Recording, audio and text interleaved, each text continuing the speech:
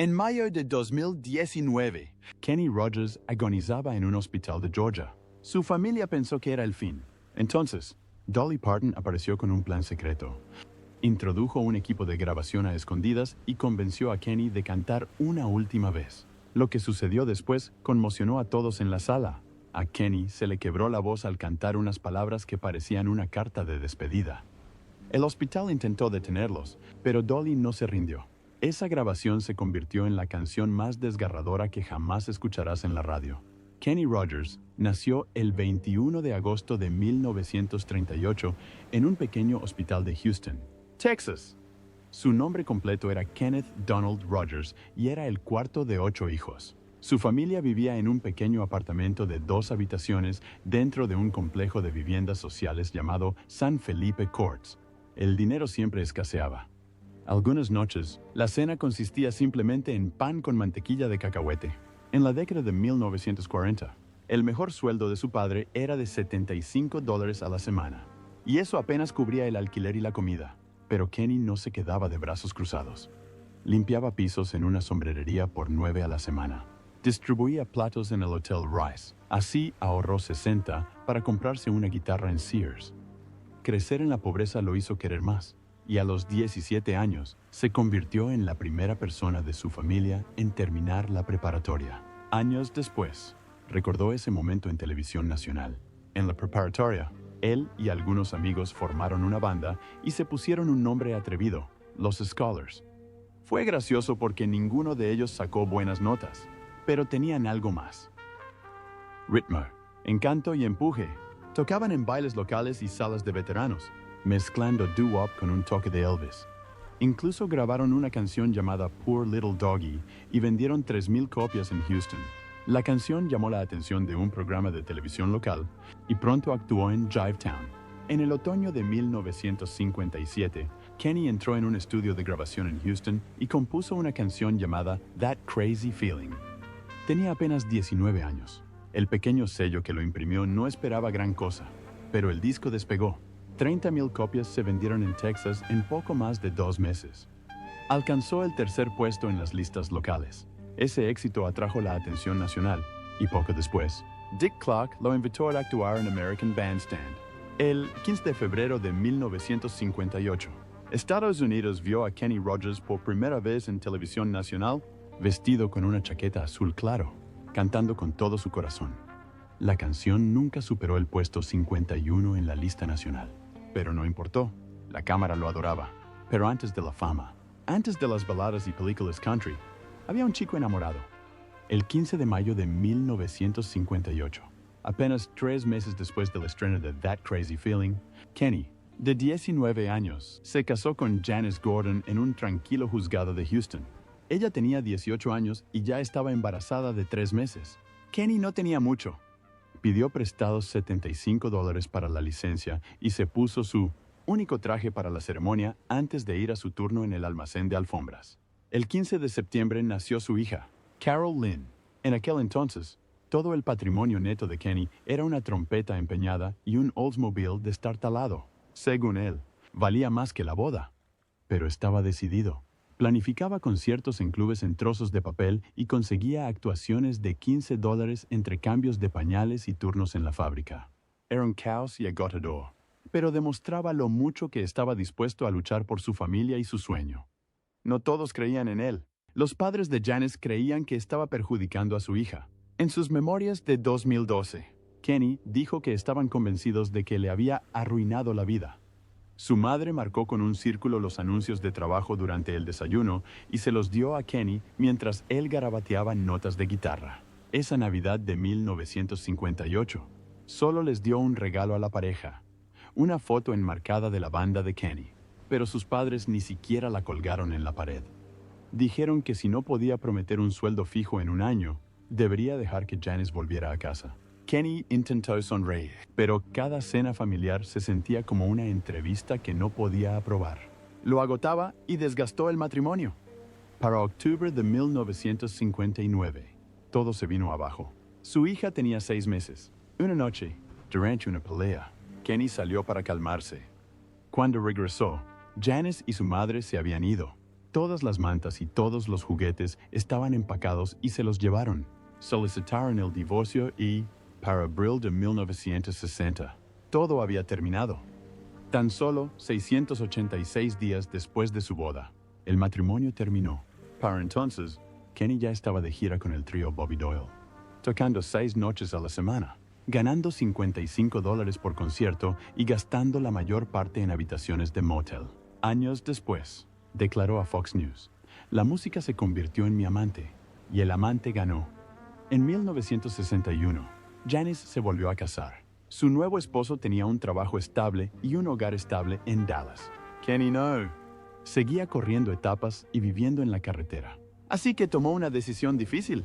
Aceptó por escrito retirarse para ver a su hija solo una vez a la semana durante 2 horas. Yo sería su padre, dijo, pero él sería su papá. Intentó que funcionara, pero para finales de año, su horario ya le había hecho perder 42 de las 52 visitas. Se alejó por completo. Le rompió el corazón, pero pensó que era lo justo. Para 1980, Kenny Rogers llenaba estadios de todo el mundo. La gente cantaba con él, el jugador y la dama. Pero había una nota que nunca lo abandonó. No había visto a su hija en 15 años. Intentó arreglarlo. Las llevó a ella y a Janice a Hawái con la esperanza de reunirse. Pero la semana terminó en silencio y miradas incómodas. No funcionó. En 2012, dijo la verdad sin tapujos. Elegí mi carrera por encima de mi primer hijo. Y es una deuda que no puedo saldar. 3 años después, en su última gira, se paró frente a 12,000 personas en Atlanta y se detuvo a mitad de una canción. Dijo que el éxito le había quitado cosas que el dinero no podía reemplazar, como enseñarle a su hija a montar en bicicleta. Y en ese momento, todos entendieron lo que realmente quería decir cuando cantaba sobre jugadores y oportunidades. Sin embargo, Kenny Rogers no saltó a la fama como el jugador barbudo que todos recuerdan. Cuando se presentó a un ensayo en Los Ángeles el 3 de mayo de 1966, tenía solo 27 años, llevaba un contrabajo y venía de conciertos de jazz de poca monta. Ese día, se unió a los New Christy Minstrels, un conocido grupo folk de 30 miembros. Ya habían ganado un Grammy y vendido más de 5 millones de discos. Kenny ganaba $50 por noche tocando en clubs de Houston, pero ahora se adentraba en el mundo de los programas de televisión nacionales, atrayendo a 20 millones de espectadores. Con los focos, llegaron las reglas. Tenía que afeitarse la barba y llevar una chaqueta verde con el nombre del grupo bordado. No era llamativo, pero funcionaba. Las ventas de sus álbumes se dispararon un 12%, y su álbum navideño de 1966 alcanzó el puesto 73 en el Billboard 200, su mejor debut en 2 años, menos de un año después. En marzo de 1967, Kenny y otros 4 trovadores estaban hartos. Estaban hartos de que les dijeran qué cantar y de no ver nunca el dinero. El 10 de abril. Renunciaron juntos y encontraron un estudio barato en Hollywood por $28 la noche. Se hicieron llamar La Primera Edición. Kenny cambió de look, se dejó crecer el pelo, se perforó la oreja e invirtió todos sus ahorros, unos $8,000, en equipo nuevo. En 6 semanas, Reprise Records los fichó. No fue gran cosa económicamente, solo recibieron 15,000, pero lo que importaba era la libertad. En tan solo 36 horas, grabaron 8 canciones, más de lo que le habían permitido hacer en todo un año con los Minstrels. El 10 de octubre de 1967, grabaron un tema salvaje y distorsionado llamado Just Dropped In. Glenn Campbell tocó la intro suavemente. Cuando llegó a la radio en enero de 1968, arrasó. Para el 17 de febrero, alcanzó el puesto número 5 en el Billboard Hot 100. La letra sonaba a un sueño psicodélico, pero en realidad advertía sobre el LSD. Aún así, la canción vendió casi 2 millones de copias en tan solo 4 meses. Los soldados en Vietnam la pusieron en las rócolas e incluso les consiguió un lugar en el programa de comedia de los Smothers Brothers. Los censores silenciaron la palabra psicodélico, pero no importó. Kenny había llegado. Para mayo de 1969, los promotores ya anunciaban conciertos usando únicamente el nombre de Kenny. La discográfica se aprovechó de ello. Su cuarto álbum salió bajo el sello de Kenny Rogers and the First Edition. Ese pequeño cambio tuvo un gran impacto. la comisión de Kenny por componer canciones se duplicó al 50% y su salario por conciertos aumentó a $2,500. Resolvió algunas discusiones entre bastidores sobre quién se llevaba la atención, aunque también insinuó que podría lanzarse como solista algún día. Irónicamente, el primer éxito bajo el nuevo nombre ni siquiera lo cantó Kenny. Ruby, Don't Take Your Love to Town, contó con la voz del guitarrista Terry Williams. Aún así, alcanzó el número 6 y vendió 2 millones de copias. El cambio de marca funcionó. Cantara quien cantara. En 1971, en lugar de buscar apariciones en programas de entrevistas como otras bandas, First Edition tuvo su propio programa. En un estudio de Toronto, construyeron un escenario falso de un barco fluvial del Mississippi. El programa se llamaba Rolling on the River y empezó el 18 de septiembre de 1971. Se transmitió en 163 estaciones, más que el show de Ed Sullivan. Todos los sábados por la noche, Kenny recibía a invitados como B.B. King, Cheech Chong, y luego jugaba con ellos bajo las chimeneas de vapor.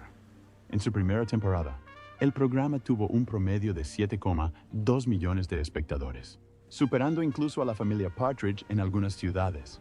Para 1972, tuvieron que reducir la duración del programa a 30 minutos, pero aún así contaba con 48 actos y consumía más de 1 tonelada de hielo seco. El programa terminó en 1973.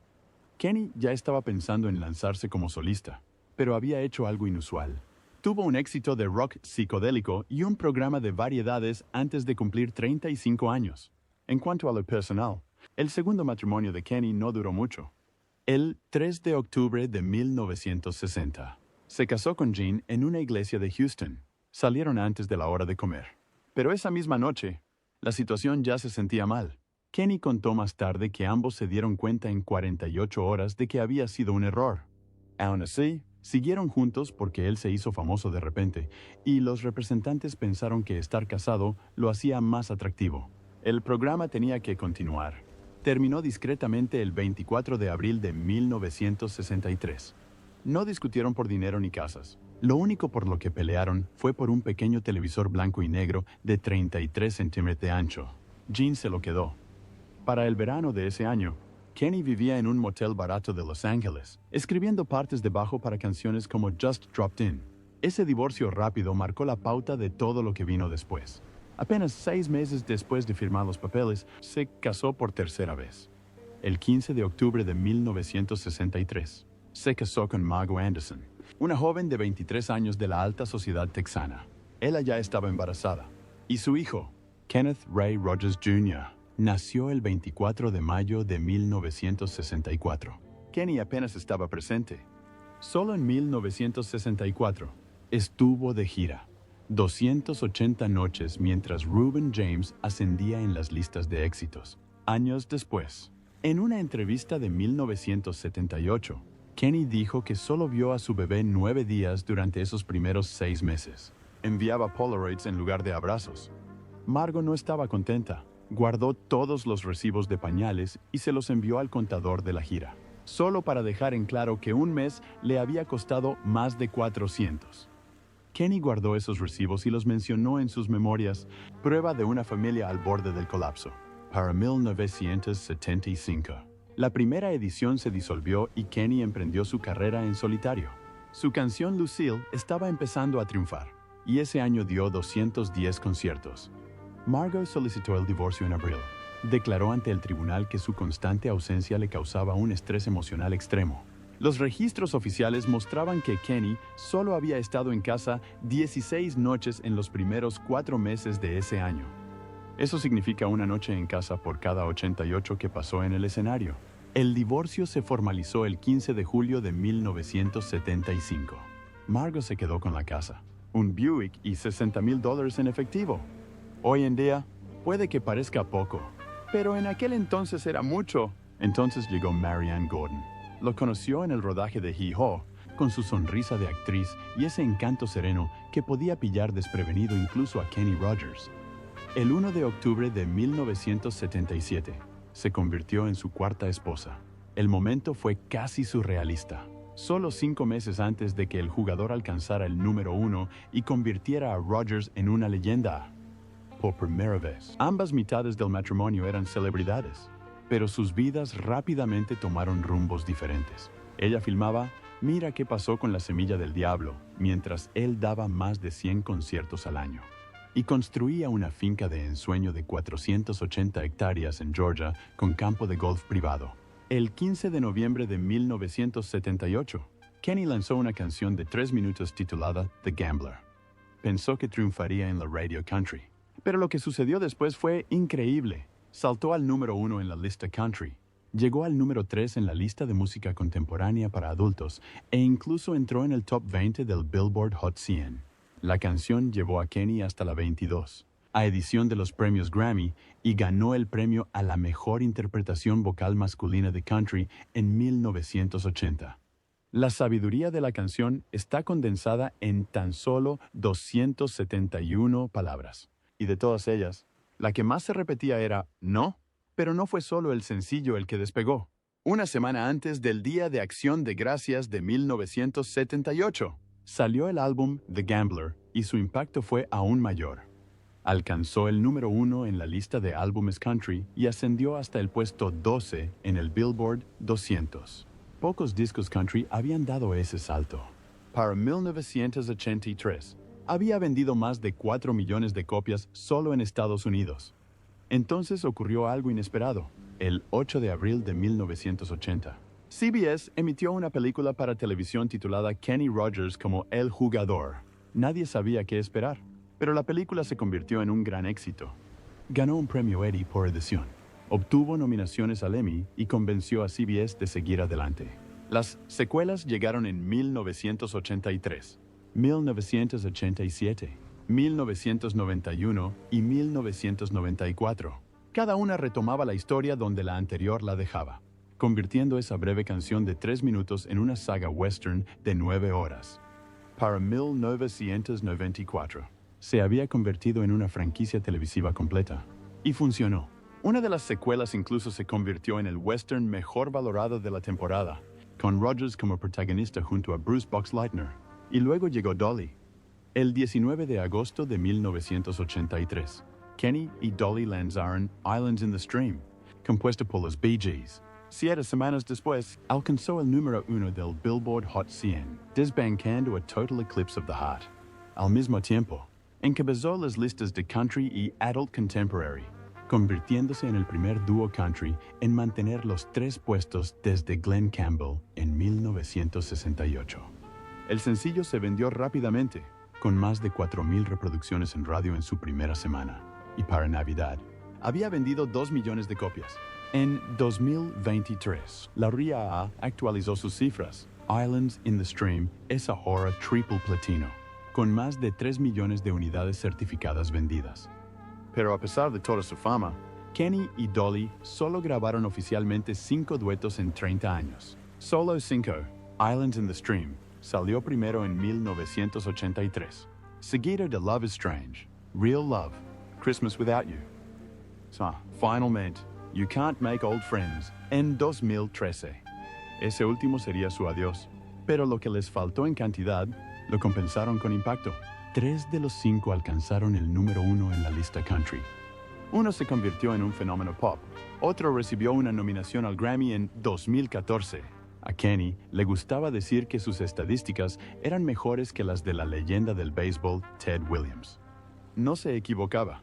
Los fans siempre quisieron ver romance entre ellos, pero ese nunca fue el acuerdo. Dolly una vez llamó a Kenny, el único hombre que he visto que hace que el cabello blanco sea sexy. Pero entre bastidores, actuaban más como hermanos. Era como un hermano mayor para mí, dijo ella en 2014. Kenny también lo dijo. Coquetearon durante décadas, pero deliberadamente mantuvieron la relación platónica. Incluso hubo bromas durante la gira. Los organizadores de los conciertos apostaban sobre en qué ciudad el público finalmente los vería besarse. Nunca sucedió. Esa moderación se convirtió en parte de la magia. Entonces llegó la canción que lo cambió todo. You Can't Make Old Friends. El 2 de julio de 2013. Se reunieron en Nashville para grabarla. Rogers tenía 74 años. Mientras cantaban la frase, ¿qué haré cuando te hayas ido?, el estudio quedó en silencio.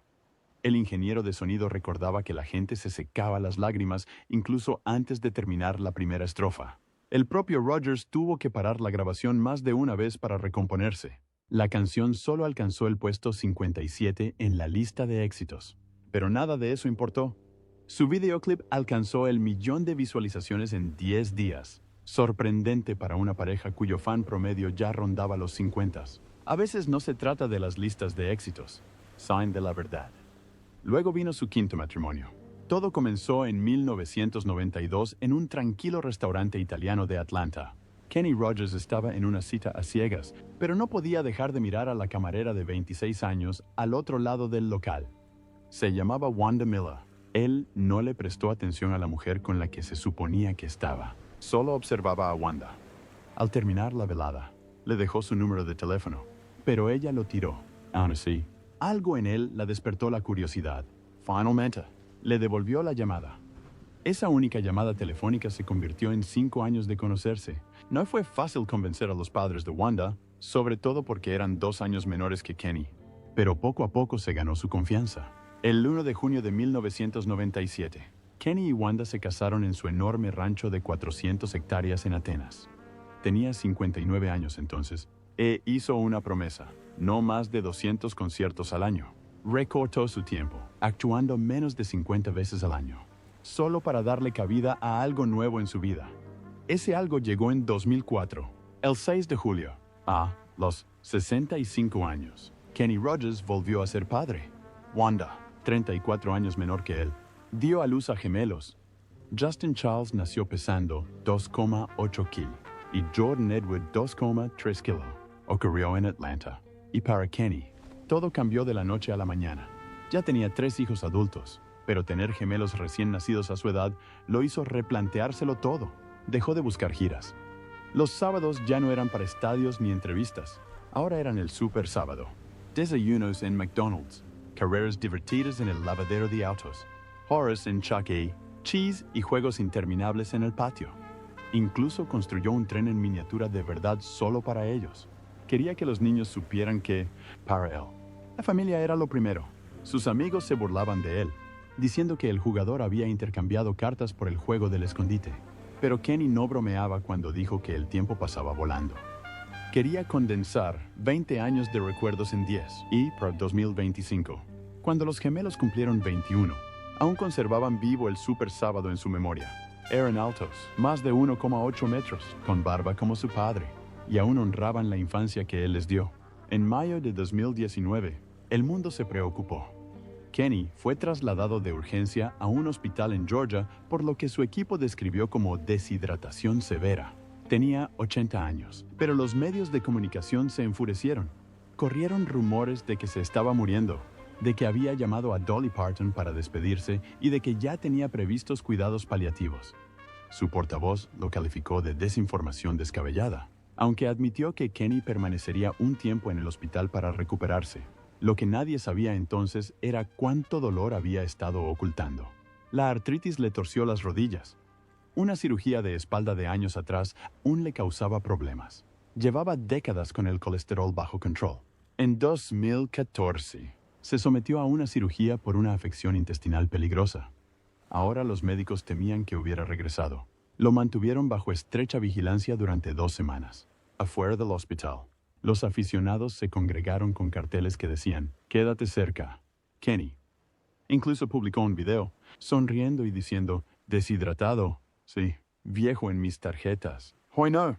Pero personas cercanas a él admitieron discretamente que este era el problema de salud más grave desde su operación de corazón en 2011, apenas un año antes. En abril de 2018, había sorprendido a sus fans al cancelar los últimos 8 conciertos de su gira de despedida. Se había llamado el último trato del jugador y lo había llevado por todo el mundo. 200 funciones en los 5 continentes. Pero a los 79 años, su cuerpo no le daba abasto. Tuvo un mareo en el escenario. Y después, los médicos le dijeron que parara. Él hizo caso. No quería salir y tener que disculparse. Los conciertos en lugares como Carolina del Norte y Londres se cancelaron de la noche a la mañana. El Festival Stagecoach tuvo que borrar su nombre de sus carteles. Ni siquiera pudo cantar una última canción con Dolly Parton. como esperaba. Fue la primera vez en 6 décadas que no terminó una gira. Su total final de conciertos, 5,003. Llevaba un registro de cada una de ellas en un cuaderno de cuero desde 1957. Entonces, una semana después de su muerte, el mundo escuchó una canción inédita. Se llamaba Goodbye. Lionel Richie la había escrito años antes y la grabó discretamente en 2009. Nunca salió a la venta. Solo estaba ahí, esperando, hasta el 27 de marzo de 2020. Una simple guitarra. La voz de Kenny sonaba más suave, un poco más temblorosa. Las primeras palabras que cantó fueron, "No más besos, no más te quiero". Parecía una carta final. El coro susurraba, "Hay paz donde estás. Quizás todo lo que necesito saber". Lionel luego compartió que la escribió en 1981 después de ver a Kenny rezar entre bastidores. Siempre supo que la canción encontraría su momento, y así fue. En tan solo 2 días, Goodbye fue reproducido 2,3 millones de veces en Spotify, más que cualquier canción de Kenny en una sola semana. Los críticos dijeron que era su versión de My Way, la despedida perfecta sin saberlo. A las 22:25 del 20 de marzo de 2020, Kenny Rogers falleció. Tenía 81 años y estaba en su casa de Sandy Springs, Georgia. Wanda estaba allí, al igual que los gemelos y sus 3 hijos mayores. Una enfermera comentó más tarde que sus últimas palabras fueron dirigidas a su nieto, Kyle, en una videollamada. Le dijo que fuera amable y que se mantuvieran unidos. Debido a la COVID-19, no se pudo celebrar un gran funeral público, pero lugares de todo el país apagaron las luces para él. El Grand Ole Opry se quedó a oscuras. El Astrodome de Houston también lo hizo. Incluso Las Vegas tocó la letra de Lady en su cielo de neón. El 25 de marzo, hubo un pequeño servicio privado. Sus cenizas fueron depositadas en una urna de cedro que él mismo había tallado. Tenía un comodín en un lado y un fajo de fichas de póker en el otro. Wanda dijo que no quería una tumba. Solo quería que la música de las islas en el arroyo sonara lo suficientemente fuerte como para que el cielo pudiera oírla. Al final, vendió 120 millones de discos, ganó 3 Grammys y dejó 5 hijos. El menor tenía 16 años y el mayor, 66. El jugador por fin había dejado de tocar, pero su música y esos super sábados nunca cesaron. En 2013, cuando Kenny tenía 75 años, finalmente recibió la llamada que había esperado durante décadas. El Salón de la Fama de la Música Country lo incorporó. Ocurrió el 27 de octubre en Nashville. Garth Brooks y Barry Gibb estaban a su lado. Todos pensaron que había tardado demasiado. Ya tenía un álbum de diamantes, 3 premios Grammy y había sido homenajeado en el Kennedy Center. ¿Por qué el salón esperó hasta el año 55 de su carrera? Kenny bromeó diciendo que le dio tiempo para traer a sus gemelos, que entonces tenían 8 años. Se emocionó cuando tocaron la placa de bronce con su nombre. Esa noche también marcó un hito. Kenny era ahora el único artista incluido tanto en el Salón de la Fama de la Música Country como en el Salón de la Fama del Juego, gracias a su espectáculo Las Vegas Gambler. Muy pocos en el salón habían alcanzado el número 1 en las listas de éxitos, pero Kenny lo había logrado 2 veces, una con Lady y otra con Islands in the Stream. Había trascendido el país, ya no podían ignorarlo. A lo largo de 46 años, Kenny fue padre 5 veces, y cada hijo vivió una vida completamente diferente. Su primera hija, Carol Lynn, nació en 1958. Se crió discretamente bajo el nombre de otro hombre después de que Kenny cediera la custodia en su adolescencia. Creció y se convirtió en profesora de psicología en Georgia. Solo ha concedido una entrevista. Kenny Rogers Jr. le siguió en 1964. Intentó actuar. Apareció en series como MacGyver y más tarde fundó una productora de películas religiosas. En 1981, nació Christopher. No quería saber nada del mundo del espectáculo. En cambio, se dedica a reparar viejas caravanas Airstream en Tennessee. Luego llegaron los gemelos en 2004. En su graduación de preparatoria en 2023, ambos chicos lucieron togas moradas. Justin quería estudiar ingeniería de audio. Jordan soñaba con ser biólogo marino y decía que quería proteger los océanos que su padre navegaba durante sus viajes. Kenny había dicho una vez que nunca obligaría a sus hijos a ser el centro de atención. Lo decía en serio. Cada uno siguió su propio camino.